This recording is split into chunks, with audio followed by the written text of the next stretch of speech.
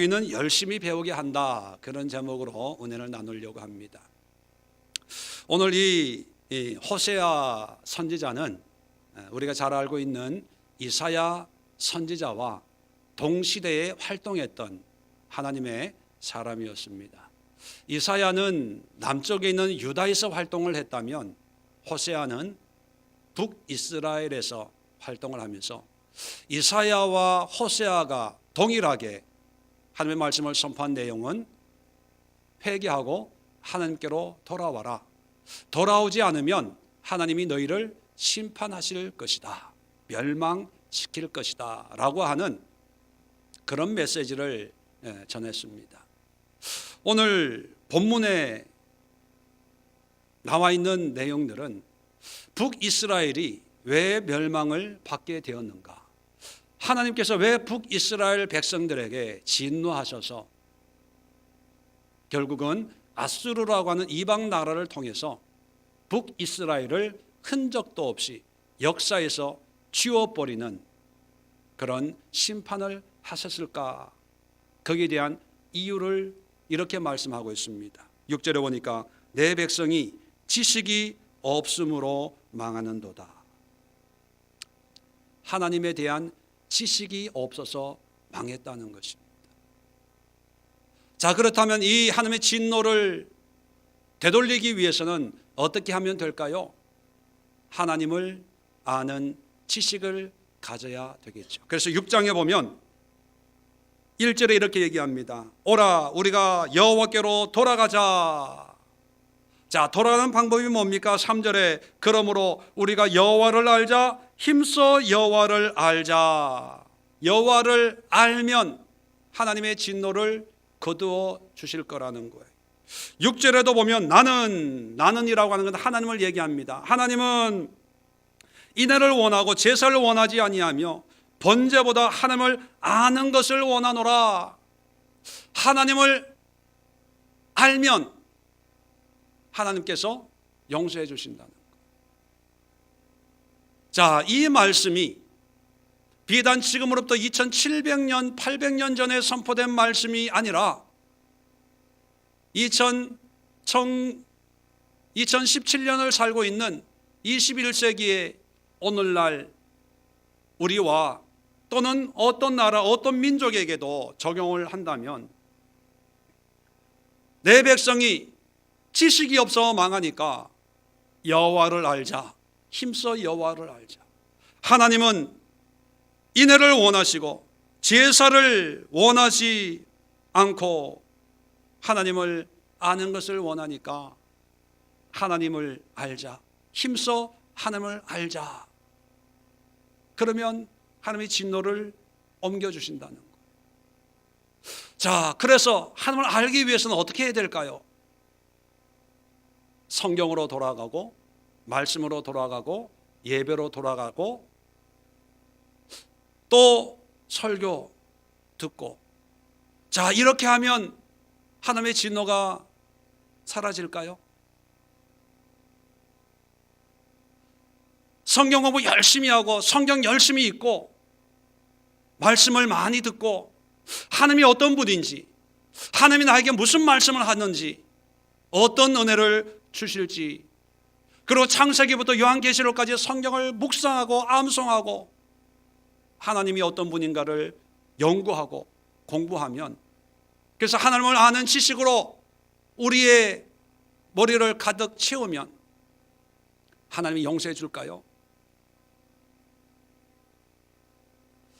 지금까지 우리의 신앙의 모습은 여호와를 알자, 힘써 여호와를 알자, 하나님에 대한 지식을 가져야 된다고 생각을 하고 열심히 말씀을 공부하고 연구하고 예배에 집중했습니다. 설교를, 좋은 설교를 들으려고 이곳저곳 기웃기웃하고 TV에도 설교를 방송을 하고 라디오에도 설교를 방송하고 이제는 인터넷에, 이제는 핸드폰에까지 좋은 말씀, 훌륭한 목사님의 설교를 저장하고 또 실시간으로 그 설교를 들으면서 신앙생활을 하면서 어떤 분은 내가 좋아하는 말씀, 내가 좋아하는 목사님, 또 영적으로 도전받는 그런 말씀을 사모합니다. 어떤 분들은 말씀 공부에 노력을 기울입니다. 어떤 분들은 성경 읽기에 시간을 정해놓고 1년에 몇 독씩 하는 그런 분들도 있습니다. 여러분, 그런 수고가 결론적으로 말씀을 드리면 하나님하고 상관이 없다는 사실이에요. 하나님이 원하시는 바가 아니라는 것입니다. 그것은 단순히 우리식으로 내가 하고 싶은 것을 하고 있는 거예요.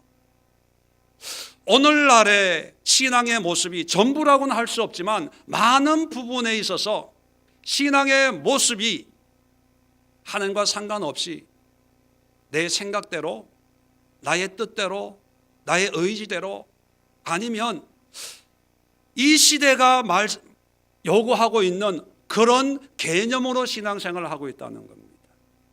오늘 그 중요한 의미를 하나 기억하고 신앙생활을 하려고 합니다. 하나님을 안다는 것. 하나님에 대한 지식이 뭔가를 우리가 정리를 해야 우리가 신앙생활을 하는 이 모든 것이 바른 신앙생활을 할 수가 있는 겁니다. 이 말씀은 지금으로부터 2700년 전에 이스라엘 땅에 선포된 말씀이에요. 그런데 그 말씀들이 2700년의 시간을 지나서 21세기에 이 현대시대, 정보화 시대, 우리 한국 이 문화의 그 한글로 번역이 됐을 때 그 의미가 똑같으면 아무 문제가 없습니다. 성경에 있는 의미와 오늘날 우리가 살아가는 이 시대의 의미가 똑같으면 그대로 해석을 하면 되는데, 많은 경우에 성경적인 의미와 오늘날 우리가 살아가고 있는 삶의 의미와는 다른 게 참 많아요. 그 다름을 이해하고 성경을 봐야 되는데 그 다름을 알지도 못하고 오늘날의 잣대로, 오늘날의 기준으로 성경을 보면서 내 방식으로 신앙생활을 하는 거예요. 오늘날의 기준과 원리와 가치관으로 성경을 보고 신앙생활을 하니까 결국은 하나님과 상관없는 믿음의 모습이 되고 열심을 내서 신앙생활하고 철저한 신앙생활을 하지만 결국은 믿음의 열매가 맺히질 않습니다. 자, 여러분, 안다고 하는 그 의미는 우리가 알고 있는 그런 안다고 하는 것과는 전혀 달라요. 내 백성이 지식이 없어 망한다. 지식이라는 이 단어는 다아트라는 히브리 말인데, 다아트는 뭐냐면 안다의 명사형입니다. 야다라고 하는 히브리 말의 명사형이 다아트, 지식, 이렇게 번역을 하는 거예요. 그러면 문자적으로 오늘 번역을 하면 내 백성이 알미 없어서 망한다. 누구에 대한 알미입니까? 하나님에 대해서 아는 게 없어서 망한다는 거예요. 그러면 이스라엘 백성들이 진짜 하나님에 대해서 몰랐을까? 여러분, 우리가 아는 것보다 유대인들이, 이스라엘 백성들이 하나님을 아는 것이 더 많았어요. 몸소 경험하고 체험하고 역사적으로 이스라엘의 역사는 곧 하나님의 역사였거든요. 너무나 많은 것을 알고 있는데 왜 하나님께서 지식이 없어서 망한다. 그리고 호세아 선지자는 여호와를 알자, 여호와를 알자, 힘써 여호와를 알자. 하나님은 하나님을 아는 것을 원한다. 왜 이렇게 자꾸 아는 걸 얘기할까요? 여기에 이유가 있습니다. 먼저 하나님께서 하나님이 안다고 하는 그 의미를 어떻게 사용하시는가, 우리가 몇 군데 성경을 찾아서 함께 살펴보려고 합니다. 여러분, 먼저 창세기 4장 1절을 한번 열어보십시오. 오늘 몇 군데 성경을 여기저기 찾아볼 거예요. 네. 자, 4장 1절에 보면 이런 말씀이 있습니다. 아담이 그의 아내 하와와 동침하매 하와가 임신하여 가인을 낳고. 자, 이 말씀이 있죠. 어떤 성경에 보면 동침함에 여기에 무슨 마크가 하나 있어요. 그 마크를 따라 성경 밑에 오면 제가 가지고 있는 성경은 이렇게 기록이 되어 있습니다. 히브리 말로 히 해가지고 알게 되매, 그렇게 되어 있어요. 동심하다는 뜻이 야다예요. 원어는 야다가 무슨 뜻이냐면 안다라는 뜻이에요. 다시 말해 문자적으로 해석을 하면 아담이 그의 아내 하와를 알게 되매, 그런 뜻입니다. 자, 알게 된다는 것은 이름이 하와야, 이뻐, 날씬해, 매력이 있어, 이걸 아는 게 아니고 뭐예요? 동심하는 거예요. 같이 부부의 삶을 같이 사는 거예요. 그 부부의 삶을 통해서 열매가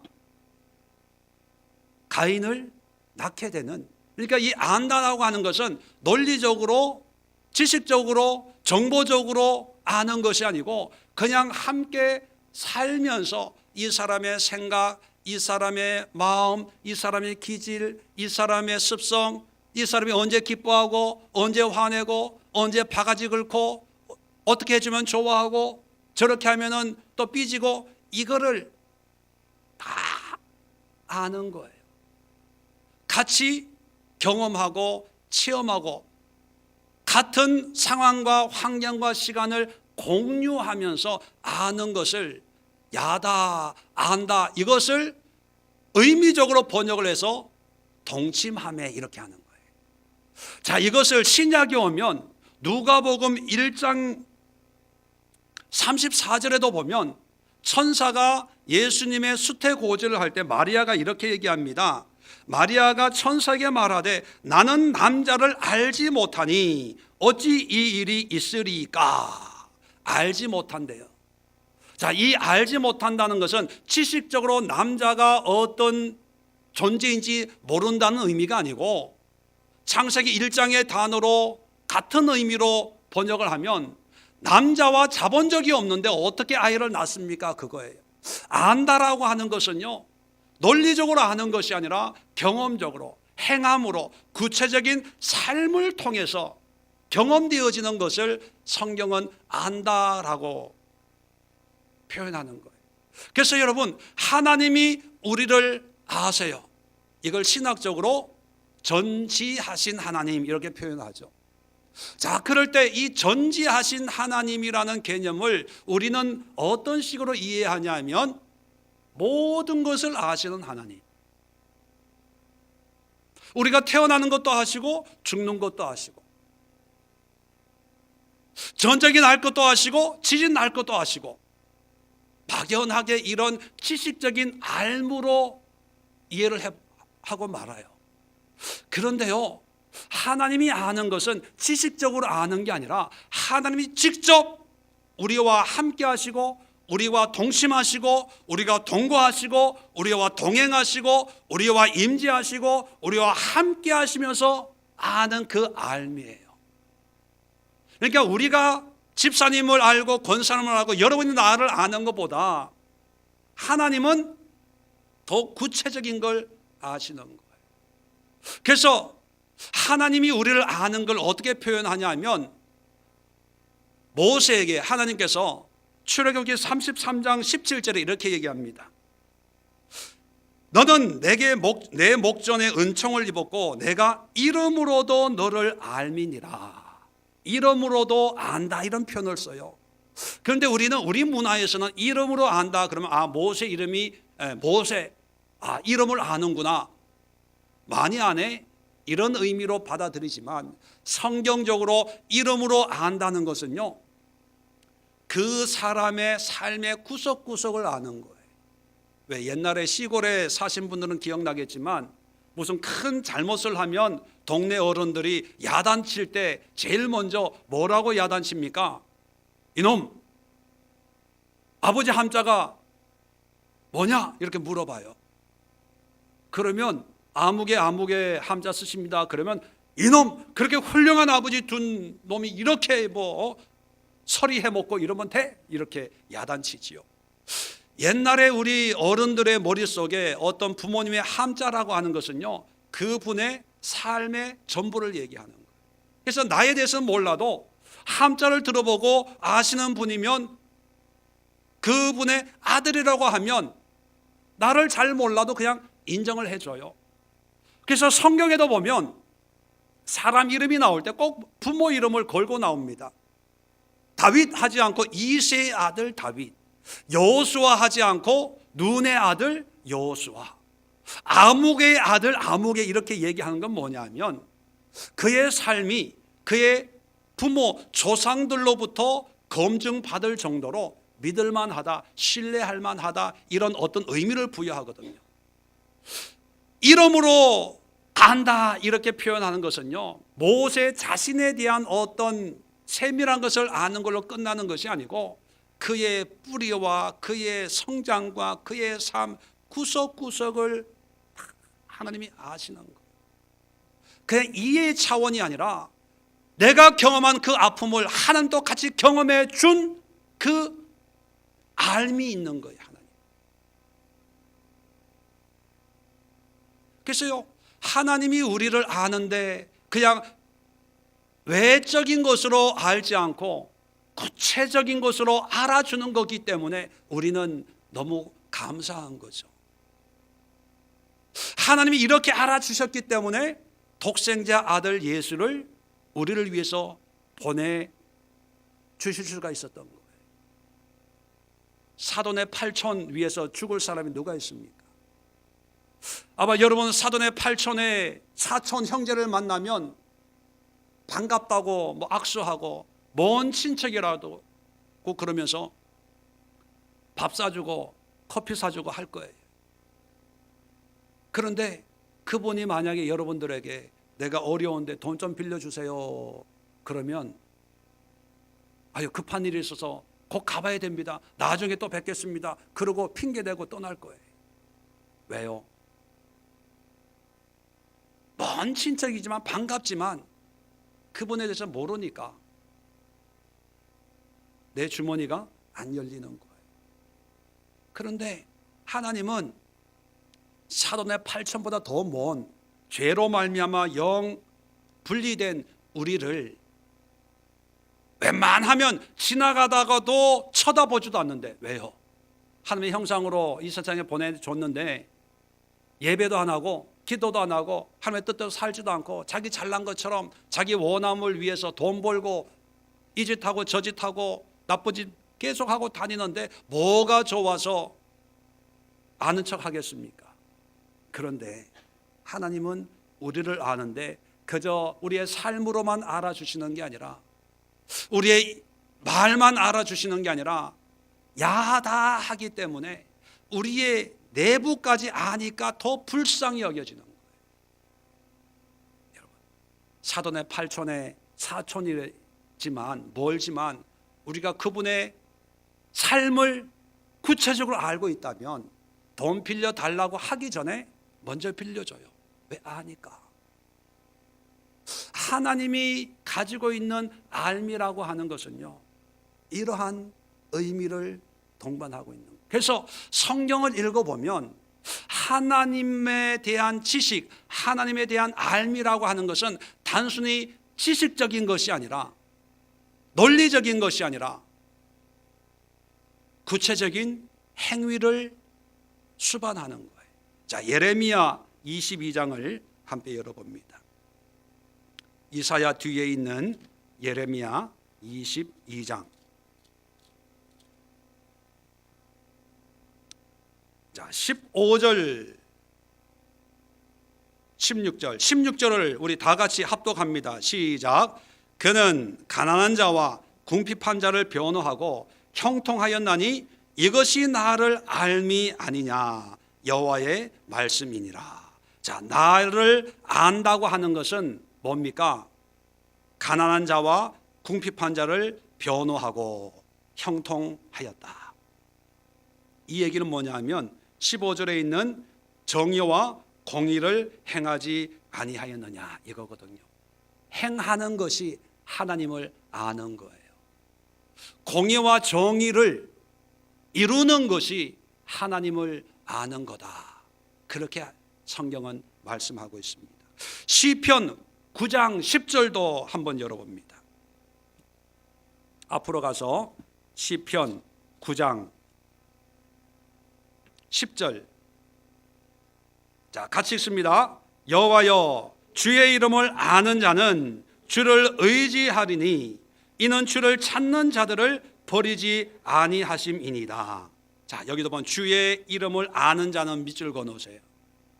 이 주를 아는 자와 동격이 뭐냐면 주를 의지하오리니, 주님을 의지하는 자예요. 자, 주를 아는 자의 동격이 또 뭐냐? 이는 주를 찾는 자들. 하나님을 안다는 것은요, 그냥 머리로 아는 것이 아니라 주님을 의지하는 거예요. 신뢰하고 믿는 거예요. 그리고 주님을 안다고 하는 것은 주님을 찾는 자예요. 찾는 자. 미가서 3장 1절에도 보면 내가 또 이르노니 야곱의 우두머리들과 이스라엘 족속의 통치자들아 들으라. 정의를 아는 것이 너의 본분이 아니냐. 자, 정의의 개념을 알라는 겁니까? 아니에요. 안다고 하는 것은요, 정의를 실행하는 거예요. 이걸 안다고 표현하는 거예요. 그래서 헬라적인 이해는 뭐냐면 논리적으로 아는 거예요. 가보지 못해도 아는 거예요. 이데아, 뭔가 이상의 낙원이 있을 거야. 형이상학적인 어떤 개념도 알아요. 이 아는 것을 논리적으로 체계적으로 해놓은 것이 철학 아닙니까? 헬라 철학, 그렇게 얘기하죠. 그런데 히브리적인 개념은 그건 아는 게 아닙니다. 히브리적인 개념은 내가 경험하는 거예요. 내가 행하는 거예요. 함께 있어주는 거예요. 함께 동행해 주는 것이 아는 거예요. 자, 이것이 신약에도 오면 똑같이 예수님께서 요한복음 14장에 이런 말씀을 하셨습니다. 10절, 요한복음 10장을 한번 열어보십시오. 10장 14절에 보면 나는 선한 목자라, 목자의 비유를 듭니다. 나는 내 양을 알고. 자, 목자가 양을 알아요. 목자가 양을 아는 것은 양의 생김새를 아는 걸까요? 양이 어떤 습성을 가지고 있다는 것을 아는 걸까요?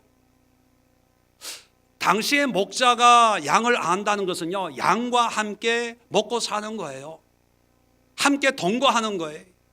텐트 하나 가지고 양들을 초장으로 끌고 다니면서 양들이 먹는 곳에 목자가 함께 있고, 양들이 잠자는 곳에 목자도 텐트 치고 함께 잠자는 거예요. 목자가 있는 곳에 양이 있고, 양이 있는 곳에 목자가 있어서 함께 동행, 동거하는 것을 안다라고 표현하는 거예요. 그래서 나는 선한 목자라, 나는 양을 알고 양도 나를 아는 것이, 양과 목자를 비유하고 있고, 이것을 15절에 하나님과 자기 자신을 비유하는 거예요. 아버지께서 나를 아시고 내가 아버지를 아는 것 같으니, 뭡니까? 나와 아버지가 이렇다는 거예요.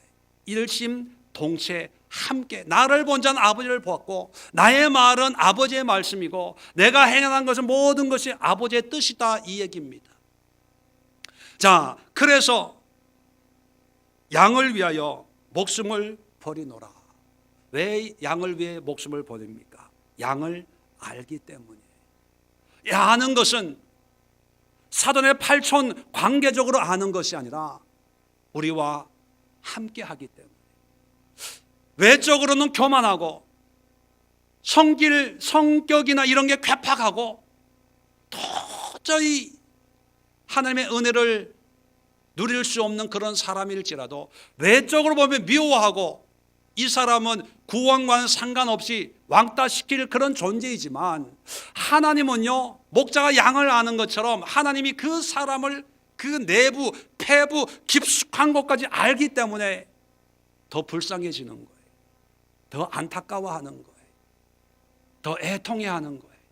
그래서 그 사람을 위해서 죽을 수가 있었던 거예요. 이게 하나님이 말씀하시는 아는 거예요. 우리 식으로 하나님이 우리를 알았다면 아마 많은 사람이 벌써 지옥 갔을 거예요. 말하는 거 보면 싸가지 없거든요. 행동하는 거 보면 정말 정 떨어지거든요. 신앙생활 하는 거 보면 정말 개차반이거든요. 그런 사람들 가만 놔두겠습니까? 이스라엘 보세요. 조금 마음에 안 든다고 다 죽여버리잖아요. 그런데 하나님이 그래도 여전히 살아가는 이유는 우리를 알기 때문입니다. 그 아는 것은 내 행위만 보고 말하는 것만 보고 아는 것이 아니라 내 삶 속에 오셔서 내 마음을 아시고 내 기질과 성질과 쏘갈머리를 아시고 내 삶의 모든 걸 알기 때문에 그래서 불쌍하게 여기는 거예요. 그래서 긍휼을 베푸는 거예요. 그래서 독자 아들도 아끼지 않고 줄 수 있는 그런 사랑을 베풀 수가 있었던 것입니다. 요한복음 17장을 열어봅시다. 예수님이 공생을 하면서 많은 사역을 했는데 그 사역의 목적이 뭔가? 목적이 뭐였을까? 17장은 예수님이 마지막으로 기도를 마치고 겟세마네 동산에서 기도를 하고 십자가 지셨습니다. 마지막 기도의 절규의 기도가 17장 3절에 영생은 구원이란 얘기죠. 구원은 곧 유일하신 하나님과 그가 보내신 자 예수 그리스도를 아는 것이니이다. 하나님과 예수님을 아는 것이 영생이라는 거예요. 자, 안다고 할 때 우리식으로 예수님이 누군가 아는 것을 얘기하는 걸까요? 성경적인 알을 얘기하는 걸까요? 그러면 성경적인 알미란 뭡니까? 야다인데 야다의 의미가 뭐예요? 하나님의 말씀으로 사는 거예요. 하나님과 동행하는 거예요. 하나님과 동침하는 거예요. 예수님과 먹고 마시고 즐기는, 한마디로 얘기하면 하나님의 임재 속에 사는 거예요.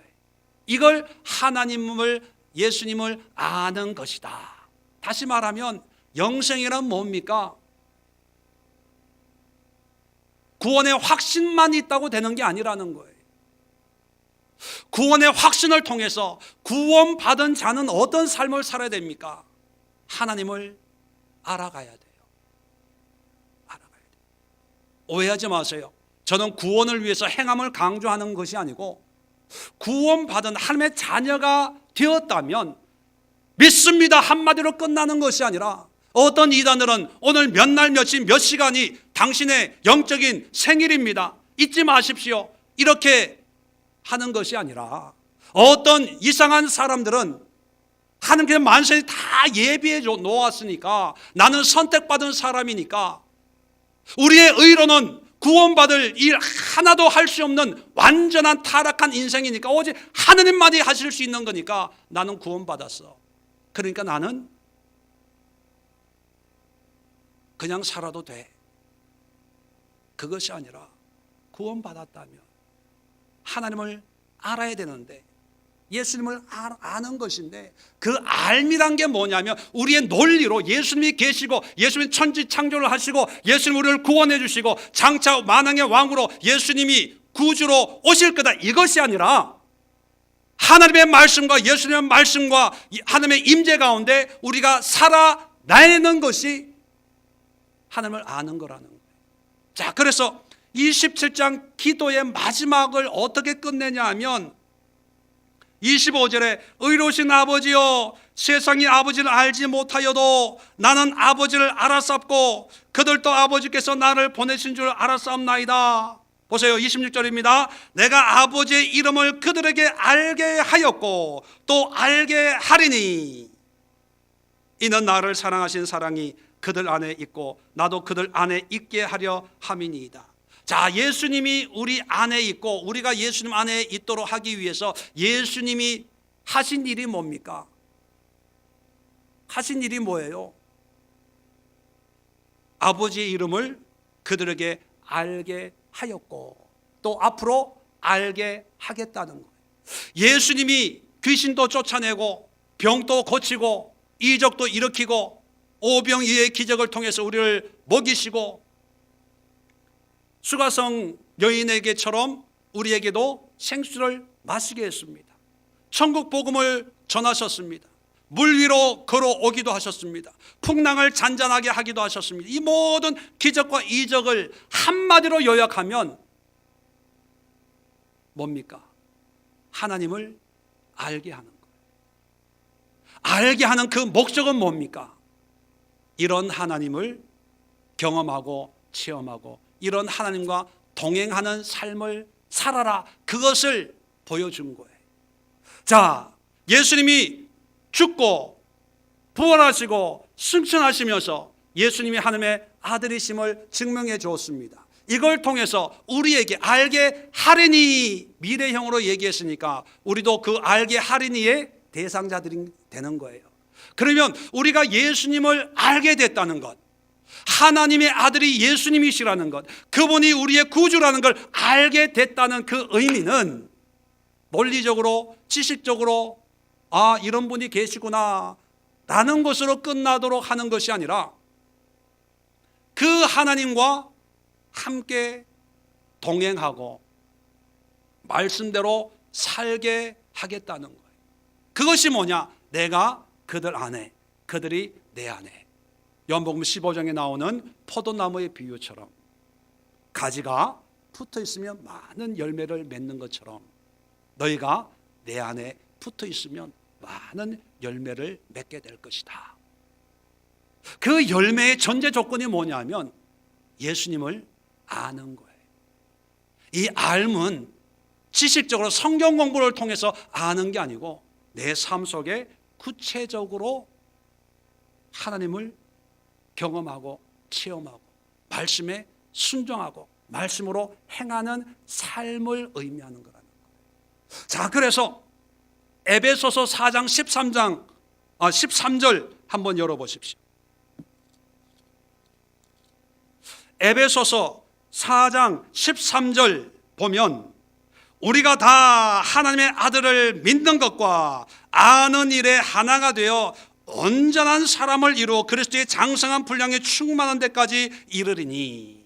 자, 여기서 우리가 일반적으로 신앙생활을 할 때 강조하는 게 뭡니까?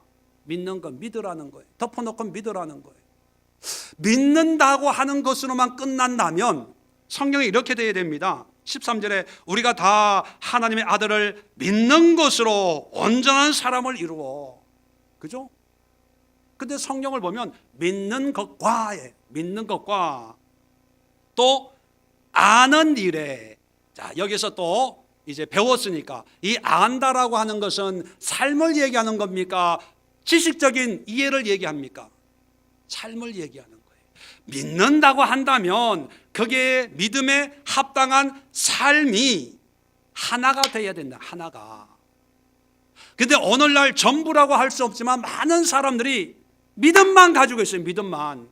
여러분, 오늘 당장 죽으신다면 천국 갈 확신이 있는 분만 아멘. 왜 조용하세요?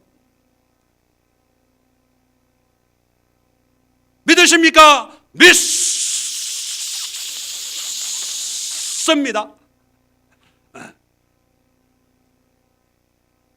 부흥회 때 보면요, 정말 내일 살 삶 같지가 않아. 오늘 다 죽을 것 같아. 뭐 이 지긋지긋한 인생, 이 속썩이는 이 남편 옆에 끼고 살 필요가 뭐가 있냐. 오늘 당장 구름 타고 하늘로 올라가리라. 여기 뜨겁게 찬양하고요, 막 부르짖고요, 어떤 사람 떼굴떼굴 구르고요, 콧물 눈물 흘리고요. 이제는 뭐 삶의 모든 것이 이제 의미가 없어지고 오직 예수, 오직 예수.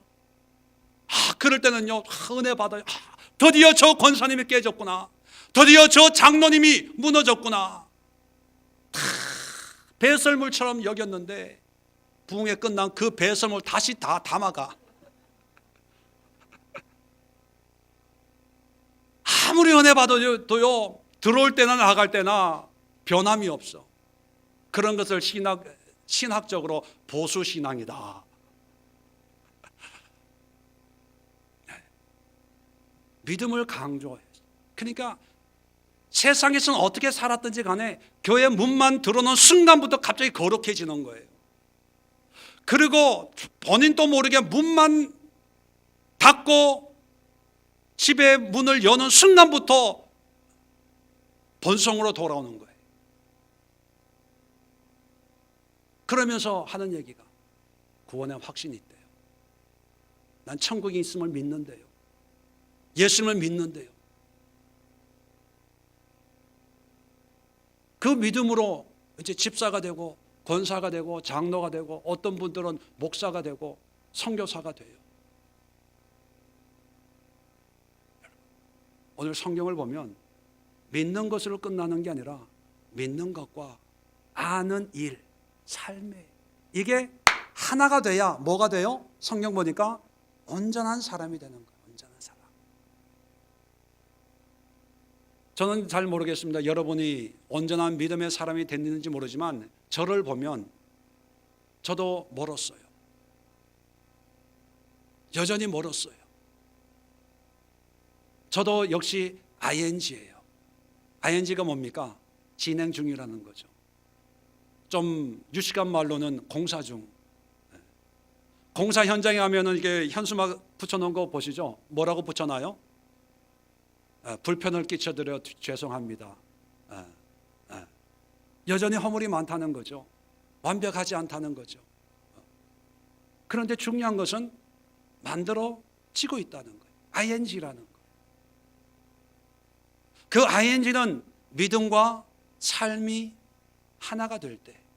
자, 그래서 온전한 사람을 이루어서 여기서 끝나는 게 아니라 그리스도의 장성한 분량에 충만한 데까지 이르리니. 그래서 그 다음에는 내가 원하는 교회가 인정하는 그런 믿음의 모습, 신앙의 모습이 아니라 그리스도의 장성한 분량에 충만한 데까지 하나님이 예수님이 기뻐하는 그런 믿음의 분량까지 이르게 돼야 된다는 거예요. 자, 한 군데만 더 찾아봅시다. 베드로후서. 예수님의 말씀과 바울의 말씀과 베드로의 말씀을 우리가 베드로후서 2장입니다. 2장 20절. 만일 그들이 우리 주 대신 구주 예수 그리스도를 알므로 세상의 도롱을 피한 후에, 보세요, 예수님을 지식적으로 아는 것이 아니라 알기 때문에 세상의 더러움을 피했어요. 죄를 떠났어요. 이게 진정한 알미예요. 자, 더러움을 피한 후에 다시 그 중에 얽매이고 지면 그 나중 형편이 처음보다 더 심하리니, 이건 뭐냐면 하나님의 은혜를 경험하고 예수님을 알고 행함으로 삶이 변화됐다가 다시 옛 모습으로 돌아가면 더 심한 상태가 되고 만다는 거예요. 자, 21절에도 보세요. 의의 도를 안 후에, 의의 도라고 하는 건 예수님의 말씀이죠.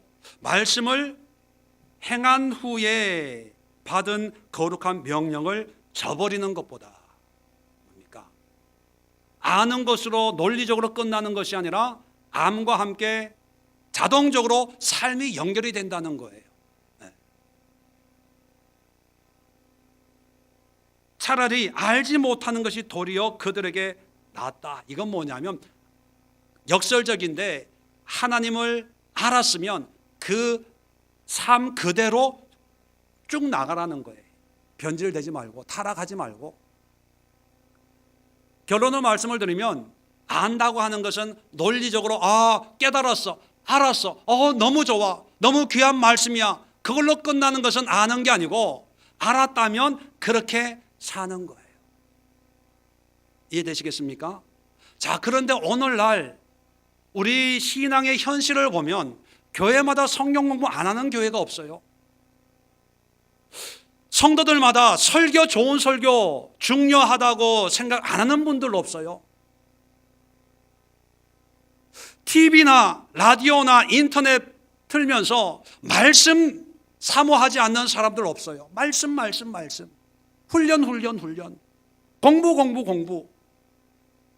너무 은혜 받았어. 그러는데, 그러면서 하나님은 이런 분이야. 말만 하면 하나님 나오고, 성경 얘기 나오면 창세기부터 요한계시록까지 줄줄줄줄 나와요. 어떤 목사님 이렇게 해석하고 저런 목사님 저렇게 해석하고, 내가 책을 읽었는데 책에도 이렇게 해석하고 뭐 줄줄줄줄 나와요. 그러면서 자기는 하나님에 대해서 잘 안다고 생각하는 거예요. 신앙에서 잘 알고 있다고 생각하는 거예요. 근데 성경적으로 보면 모르는 거예요. 무식한 거예요. 왜요? 성경적인 알문, 내가 말씀을 들었으면 그대로 행하는 거거든요. 하나님과 사는 거거든요. 하나님과 동행하고 동침하고 동거하고 하나님의 임재 속에 거하는 우리의 삶이 바뀌어져야 되는데, 하나 바뀌어진 건 유일하게 하나, 주일날 교회 가는 것, 이것이 신앙의 전부라고 생각하고, 세상에서 하든지 교회 와서 똑같이 해요. 싸울 거 다 싸우고 욕심 부릴 거 다 부리고, 세상의 탐욕, 교회 와가지고 가져갈 거 다 가져가고 뺏을 거 다 뺏고, 사기칠 거 교회 와서 다 사기쳐요. 다단계 할 거 다 다단계 하고요. 돈 빌려가지고 도망갈 거 다 도망가고. 이민 목회해 보니까 그렇더라고요. 왜 그런지 아세요? 이민 목회는요, 교회 아니면 밖에 나가서 말이 안 통하니까, 말 통하는 한국말로, 영어로 사기칠 능력이 없으니까 한국말로 사기칠 때가 교회밖에 없는 거예요. 거짓거리 하고 있어요. 근데 그분들의 특징이 뭔지 아세요? 하나님에 대해서 소위 말하는 열심히 신앙생활하는, 많이 아는 달변가들이에요. 거기에 다 넘어가는 거예요. 그런 사람들 직분 주는 거예요. 그런 사람들 일꾼으로 쓰는 거예요. 그래서 오늘날 마귀가 신앙을 타락하게 만드는 방법을 생각해 보니까, 옛날에는요 절대로 교회 못 가게 방해했어요. 교회 가더라도 은혜 못 받게 회방을 놔가지고 예배 시간에 졸게 만들어요. 예배 시간에 조는 분들은요, 비록 육신은 졸지만 마음은 여린 분들이에요. 마귀가 자기 하는 거지. 그리고 옛날에는 꼭 교회 가면 시험거리를 만들어줬어요. 교회 못 가게. 그런데 어떻게 된 게, 이런 사람들이 그래도 교회를 가니까 마귀가 전략을 바꿨습니다. 어떻게 바꾸냐면, 가라, 예배 드려라, 말씀 들어라, 말씀에 감동받아라, 그리고 성경 공부 열심히 해라, 빠지지 마라. 얼마나 좋은 말씀이냐. 그래, 그래야 네가 장로 되고, 그래야 네가 권사 되고, 그래 네가 집사 되지. 열심히 해라. 단 그렇게 살지는 마. 말씀으로 사는 그렇게 쉽지가 않아. 세상 봐라. 말씀대로 사는 건 불가능해. 그리고 너 힘들잖아. 피곤하잖아. 말씀대로 사는 거 번거롭잖아. 번거롭잖아. 그리고 말씀대로 산다고 누가 뭐 알아주냐? 말씀대로 살면 너 손해봐. 주일 성수를 위해서 직장을 그만둘 수도 있고, 수입이 떨어질 수도 있고, 대인관계에 문제가 생길 수도 있어. 그러니까 열심히, 주일날만 열심히 하고 너무 그렇게 아둥바둥 살려고 하지 마. 너 말이잖아, 말. 말로 그냥 몇 마디만 던지면 너 수준을 사람들 다 알아. 그러니까 성경 많이 보고, 인터넷 많이 설교 듣고, 또 극동방송 CTS, CBS 매일 틀어놔. 설거지 하다가도 한마디 탁 너의 마음을 치는 그 말씀 은혜 받아. 그런데 말씀으로 살려고는 하지 마. 힘들어. 너 손해본다. 어렵다. 힘들다. 이거예요. 여기에 수많은 사람들이 넘어가요. 여러분, 우리 교회도 여전히 성경 공부합니다. 우리 교회도 여전히 영성 훈련해요. 우리 교회도 여전히 말씀에 강조를 두고 있습니다. 기도에 강조를 두고 있고, 예배에 강조점을 두고 있습니다. 그런데 저의 목회가는요, 삶이 바뀌는 거예요. 저는 성경 공부를 요한복음 한 권을 지금 10년째 실험하고 있어요. 9월부터 시작한 요한복음이 이제 7장을 끝나고 오늘 이제 8장 할 순서입니다. 한 학기에 2장을 못해, 2장을. 왜 그럴까요? 제 강조점은 성경 구절의 의미를 두는 게 아니라 그 구절의 말씀을 알고 우리가 변화되어야 된다. 생각이 바뀌어야 된다는 것. 삶이 바뀌어야 된다는 것. 우리의 마음 심보를 바꿔야 된다는 거예요. 우리의 관점을 바꿔야 된다는 거예요. 영성훈련합니다. 봤네, 들었네, 입신했네, 방언하네, 통변하네, 이거 하려고 하는 게 아니에요. 삶을 바꾸려고 하는 거, 신앙을 바꾸려고 하는 거.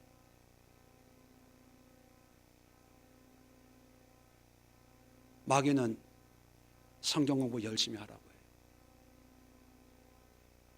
그런데 살지는 말아라고 얘기합니다.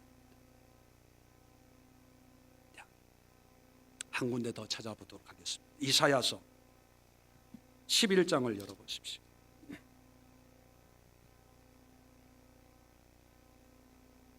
이사야 11장 9절입니다. 981면에 있습니다. 내 거룩한 산 모든 곳에서 해됨도 없고 상함도 없을 것이니. 자, 이 11장은 하나님이 회복하실 하나님의 나라를 우리에게 소개해 주고 있어요. 거기에는 정말 낙원이 회복이 되는 거예요. 6절에 어린 양과 이리가 함께 살고 표범이 어린 염소와 함께 누우며 송아지와 어린 사자와 살찐 짐승이 함께 있고 어린아이에게 이끌리고 하면서 정말 꿈과 같은 그런 하나님의 나라를 하나님이 우리에게 약속하고 계십니다. 자, 그런데 9절에 해됨도 없고 상함도 없을 거래요. 왜냐하면 9절에 이는 이유를 얘기하는 거거든요. 물이 바다를 덮음같이 여호와를 아는 지식이 세상에 충만할 것임이니라. 자, 여호와를 아는 지식을 어떻게 이해합니까? 인터넷을 통해서 하나님에 관한 정보가 이제는 전 세계 순식간에 전파되고 하나님이 오실 거야. 그런 지식일까요? 예수가 누구인지 이제 모든 사람이 다 아는 그런 시대가 올 거야. 그럴 때 하나님이 하나님의 나라를 회복하실 거야. 그런 의미일까요? 여러분, 하나님이 꿈꾸는 것은요, 금요 예배 때마다 이사야서를 강해하거든요. 그 강해를 참고하시고 오늘 본문의 핵심은 뭐냐면 하나님의 나라는 이 땅에 하나님의 말씀대로 순종하고 말씀으로 살아가는 사람들이 가득해지기를 바라는 거예요. 죽어서 가는 하늘나라가 아니라는 거예요. 우리의 영이 가는 하늘의 천국이 아니라는 거예요. 우리가 이 땅에서 맛볼 수 있는 육신을 가지고 있는 우리가 믿음을 가지고 경험할 수 있는 하나님의 나라는 영적인 이상적인 신비한 하나님의 나라가 아니라 나에게 주시는 하나님의 말씀 한 구절에 오늘 순종하는 거예요. 오늘 묵상하는 그 말씀을 오늘 내가 이루어 드리는 거예요. 내일 아침에 주시는 그 말씀이 뭔지는 모르지만 하루하루가 너무 힘들면 오전 오후 나누어서 오전에 주신 말씀을 오늘 12시까지 내가 이 말씀을 이루어야지. 오후 주시는 이 말씀을 내가 자기 전까지 이 말씀에 순종해야지. 아니 오전 오후도 힘들면 1시간은 나눠서 오늘 이 시간 나에게 주시는 말씀을 오늘 이 1시간 동안은 이루어 드려야지. 그 다음에 그 또 시간 주시는 말씀을 이루어 드려야지. 이러한 하나님을 아는 지식, 야다의 하나님을 경험하고 하나님과 동행하고 하나님의 말씀으로 살아내는 사람들이 물이 바다를 덮음같이 충만한 그런 세상을 내가 만들고 싶다는 거예요. 그걸 위해서 주신 것이 뭡니까? 오늘날 교회예요. 교회. 천국을 맛보라는 거예요. 그 천국을 맛보는 것이 뭡니까? 수많은 사람들이 모여서 엄청난 건물 안에서 성가대와 오케스트라와 화려한 퍼포먼스를 통해서 주님을 예배하는 걸까요? 천만에. 그런 생각이 교회를 망하게 하는 거예요. 그런 기준이 신앙을 타락시키는 거예요. 하나님의 나라는 하나님을 경험하는 거예요. 체험하는 거예요. 여호와를 아는 지식이 뭔지를 깨닫고 그렇게 살아내는 사람들로 가득해지길 바라는 거지. 난 다 알아. 해봤어. 다 아는 거 또 뭐하러 해? 요한복음 빨리 끝나고 창세기 안 하나? 요한계시록 안 하나? 이것이 아는 게 아니라는 거예요. 자, 빌립보서 3장을 한번 찾아봅시다.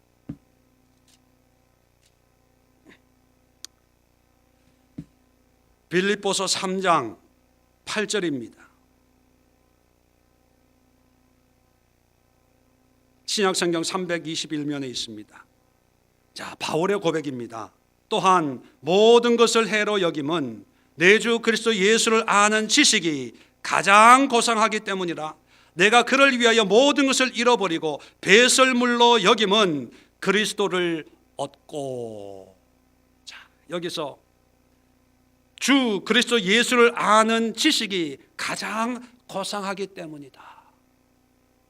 하나님을 아는 신학이 고상하다는 의미일까요? 하나님을 아는 그런 학문적인, 체계적인, 논리적인 사상이 또는 신념이 고상하다는 걸까요? 아니면 기독교가 불교나 힌두교나 이슬람과 비교해 볼 때 훨씬 고차원적인 종교이기 때문에 고상하다고 얘기하는 걸까요? 아니에요. 바울은 예수를 믿는 믿음의 삶이 세상에 어떤 의미 있는 인생보다 더 가치가 있다는 고백이에요.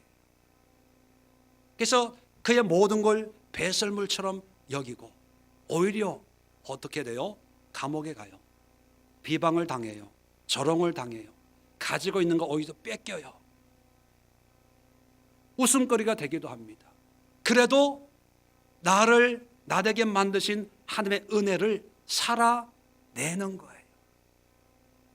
죄인의 모습이지만, 전과자지만, 도망자지만, 먹을 것이 없어 굶주리고 있지만, 파선과 동족의 위협 속에 있지만 예수를 믿는 믿음으로 살아내는 그 삶이 세상의 어떤 인생의 모습보다 더 고상하고 귀하다는 그런 고백이에요. 그렇다면 우리는 어떻습니까? 여러분은 믿음을 가지고 어떤 삶을 살기를 원하십니까? 서론으로 다시 돌아가서 결론을 맺고자 합니다. 이스라엘 백성들이 망한 이유가 하나님을 아는 지식이 없어서 망했어요. 근데 그 실상을 보면 여전히 예배 드렸고요, 여전히 절기 지켰고요, 여전히 안식일, 여전히 엄청난 재물을 하나님 앞에 갖다 바쳤어요. 그런데 하나님이 싫다. 너희들이 드리는 기름에 내가 학을 띠겠다. 누구 사람 없냐? 성전 문을 닫을 사람이 좀 있었으면 좋겠다. 제발 좀 예물 가지고 오지 말라. 그렇게 막을 정도였어요. 왜요? 삶이 안 되기 때문에. 우리 한국교회도 지금까지 믿음을 강조했습니다. 교회 안에서의 모습을 강조했다면 이제는 그게 나쁘다는 거 아닙니다. 그것도 하나의 하나님의 은혜의 방법이거든요. 문제는 뭐냐면 그게 전부라는 생각을 내려놓고 이제 내가 바뀌어야 되겠구나. 아내를 바라보는 나의 마음과 행동과 말이 바뀌어야 되겠구나. 아, 하나님의 은혜로 변화되어야 되겠구나. 내가 남편을 바라보는 눈과 마음과 생각이 달라져야 되겠구나. 하나님의 말씀으로 순종해서 섬겨야 되겠구나. 사랑해야 되겠구나. 아, 내가 나의 유익만 취하지 말고 나의 안일만 취하지 말고 내 시간을, 내 물질을, 내 삶을 주님을 위해서 더 고백으로 드려야 되겠구나. 다 없어, 힘들어, 아파, 바빠, 피곤해, 이게 아니라 주님을 위해서 드려야 되겠고, 삶을 이야기하는 것입니다. 그것이 하나님을 아는 거예요.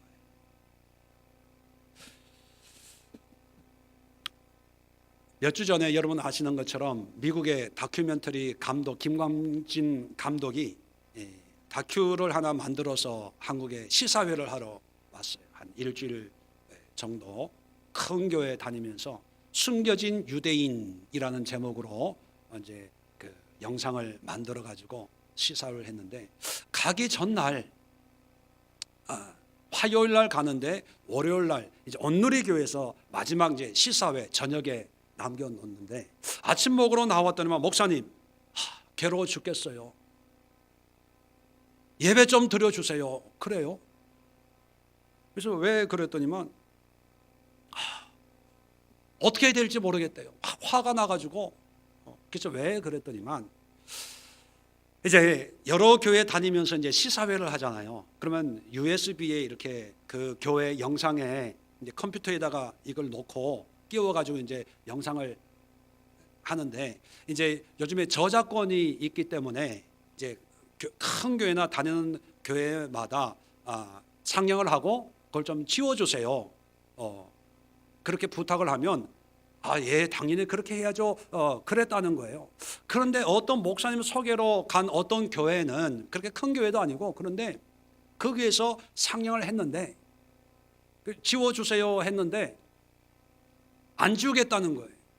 자기 홈페이지에 올리겠다는 거라는 거예요.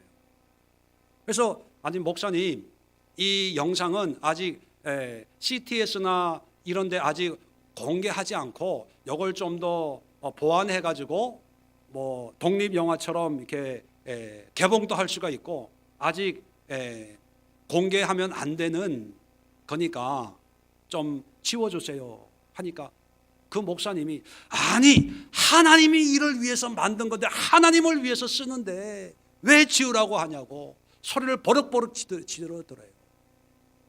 그러니까 이 감독 입장에서는 이 말이 안 통하는 거예요. 물론 하나님의 일이지만 그것도 예의가 있고 절차가 있고 방법이 있는데, 그래서 한국교회 목사님들 왜 이러냐고 막 흥분을 하는 거예요. 그래서 하나님의 뜻이 있겠지. 그리고 간단하게 예배 드리고 이제 일 보고 해라. 그러면 좀 마음의 안정을 찾을 거다. 그리고 이제 저는 제 일 보고 그 친구는 나갔어요. 근데 이제 시사회 끝나고 한 10시쯤 온 거예요. 밤에 10시. 잘 끝나서 이제 내일 이제 출국을 하니까 짐도 싸야 되고. 근데 그 친구가 목사님 도저히 안 돼 가지고 법적으로 뭐 이렇게 그 영상 올라가 있는데 이렇게 그 신고하면 그게 이렇게 못 보게 이렇게 차단하는 그런 게 있답니다. 그걸 다 해놓고 그 목사님한테 문자를 이제 언제까지 안 내려주면 그렇게 하고 법적으로 하고 이걸 해야 되겠다고 그러는 거예요. 그래서 제가 이런 얘기를 했습니다. 우리가 믿음 생활할 때 하나님의 은혜를 누렸는데 그 은혜에 대한 가장 최종적인 열매가 뭔지 아냐 물어봤어요. 그게 뭐냐요? 그래서 내가 그랬죠. 은혜의 최종적인, 가장 하나님이 기뻐 받으시는 최종적인 열매는 내가 생각할 때는 희생이다.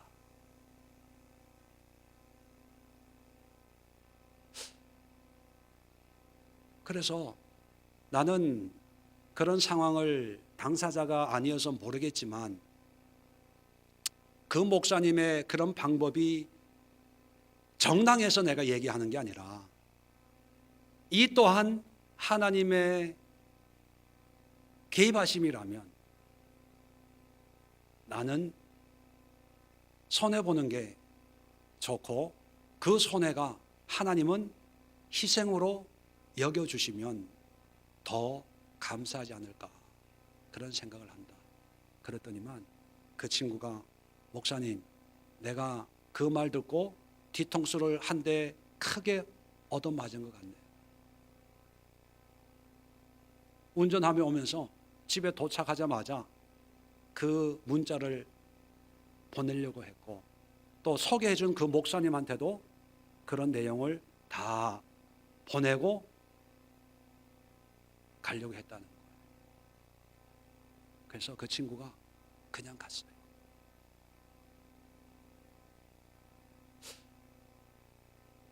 제가 왜 이런 얘기를 드리냐 하면, 우리는 너무 계산적으로 신앙생활을 해요. 이기적으로 신앙생활을 해요. 내 중심적으로 신앙생활을 해요. 내가 피곤하고, 내가 힘들고, 내가 아프고, 내가 가난하고, 내가 차비가 없고, 내가 춥고, 내가. 네, 그럴 수 있습니다. 그런데 그 내가 앞에 하나님의 말씀을 살아내는 것이 방해가 돼서는 안 돼요. 하나님의 지식을 내가 살아내는 것에 그것이 변명이 되고 핑계가 돼서는 안 되는 거예요. 오늘 이 말씀을 통해서 여러분들이 지금까지 하나님에 대해서 얼마나 많이 알고 있었는지는 모르지만 그 그 지식이 과연 성경에 있는 하나님이 원하시는 우리 믿음의 선배들이 살아갔던 그런 지식인지 아니면 다른 지식인지 객관적으로 신앙의 관점에서 한번 여러분의 모습을 되돌아볼 수 있는 시간을 가질 수 있기를 간절히 부탁을 드립니다. 기도합니다. 좋으신 하나님,